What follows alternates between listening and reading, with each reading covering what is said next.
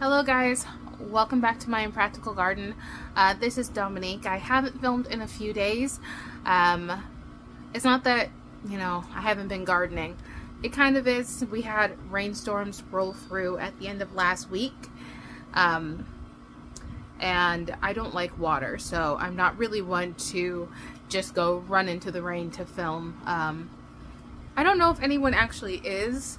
Right now there's not a lot of produce going on. I did pick the other day and got a good amount of tomatoes, but there's not really much going on in the garden. Plus I hit a depressive episode, so if those of you who have watched more than one of my videos, you know that I have depression. So actually coming out here and filming is hard, not coming out here period. But one thing I've been wanting to do for quite a bit of time is I want to talk about things that we experience as new gardeners that can be easy to freak out about, but there really is nothing wrong. So I'm going to call this Nothing Things That Are Wrong With Your Plants. I'll go ahead and put in a few screenshots of the thing I'm talking about, but hang in here. I would love to chat with you, especially if you are a new gardener, because these are things you're going to see on your plants, and I want you to not freak out. I don't want you to yank that plant up. Let it keep growing. So the first thing that I want to discuss with you is, and I'll put it up here, is this. It is bumps along the roots, along the side of your tomato plant. I know that that looks scary. It looks like your plant has a disease. Those bumps are actually not a disease. They are air roots. They are where the tomato would root itself if it were touching the ground, which is why when we were burying in and planting our tomatoes, we dug them in so deep, is because they will develop roots from their stem. So that's just your tomato starting to try to develop roots from its stem. Completely normal. Your tomato is healthy. Do not yank it up, leave it alone. My second thing is another thing with tomatoes. It's called a fasciated blossom. I'll go ahead and put a picture of it here. So fasciated or fused blossoms happen most often with heirloom tomato varieties. And the question that was presented the other day that I answered was what's wrong with my tomato? Do I need to yank it up? No. Your tomato is perfectly healthy. Fused blossoms are just something that an heirloom tomato will do from time to time, and it can develop into a tomato. The amount of fused that this particular person's tomato was, or flowers were, I would probably pull those flowers just because they are going to have cracks in them, and those cracks are places where moisture can get, and it can rot the tomato from inside out. But I gave her the option. You can either pluck them or you can see what happens with the tomato. I would highly recommend, if you are a new gardener, those are your options too. If you've never had a fused blossom, see what happens. It might not even fruit, but if it does fruit, see what happens. But don't expect to eat that tomato. If you can, you'll probably have to cut off parts of it on the inside.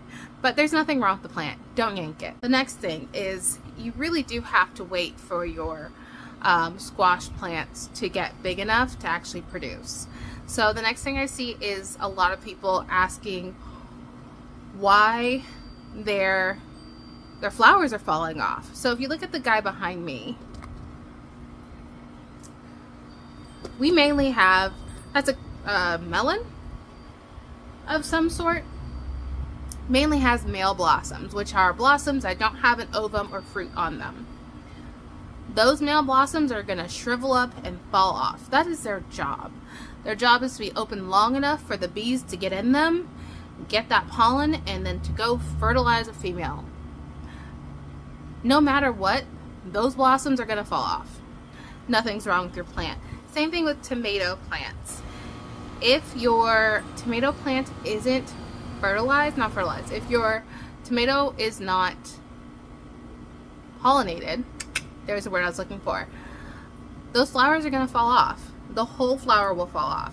Now, if you're seeing that the green part is staying, but the flower part is falling off, that is a great thing. I can show you a picture of it in the garden here in a second. But that's a great thing. That means that your tomato is pollinated and the actual fruit is pushing out those petals. So that means that you, congratulations, have a tomato forming. Same thing with peppers as well as eggplants. So if you notice that the flowers have fallen off, but the green part is still there, you're developing fruit. That's what's supposed to happen. The next thing is, a lot of people will ask if they need to pluck the young fruit or the young flowers on one of their plants. The one I saw most recently was a tomatillo that had just started to flower. The answer is you can. Honestly, you can. You can go ahead and pull that flower, but not pulling the flower will not inhibit the growth of the tomatillo plant. That tomatillo plant has maturity to reach, and if it is flowering after you've put it in the ground, then there's no need to really pluck that flower. Either it will become a tomatillo or it won't. Another thing about tomatillos is they are not self-fertile like a tomato plant. You do need more than one in order to produce, which is why I have, if you can see all the way at the end there, Tomatillo Alley, which is like a bush of like 4 tomatillo plants. Do I have any tomatillos? No. But I have the best opportunity to have them with multiple tomatillo plants. So the answer to that is no, you don't have to pluck that flower, especially if it's already in its permanent home.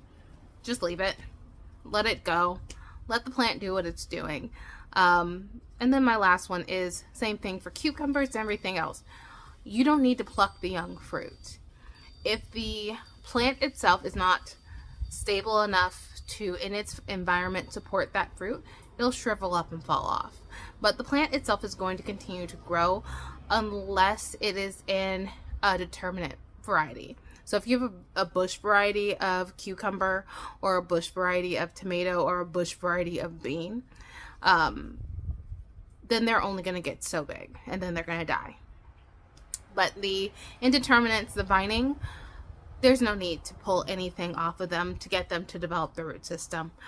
They are in it for the long haul and they'll keep growing. So I just say leave the plant alone. So yeah, and I think that's a lot of what I've been preaching to a lot of people lately is leave your plant alone. If it's not showing signs of distress, if it's not showing signs of disease, let the plant be. Unless you're, again, a small space gardener, like I said, you're not a cool mom, you gotta train and clip. So those are my nothing things wrong with your garden. I really do hope this was helpful. I thank you for tuning into this video. I've gained so many subscribers in the last few weeks. I'm really grateful for all of you, especially since I've never really anticipated people wanting to hear me speak. And that's just a self-doubt thing. That's just a mean internal dialogue thing. But I do appreciate all of you who choose to be here, who choose to listen to me. You make making these videos worth it.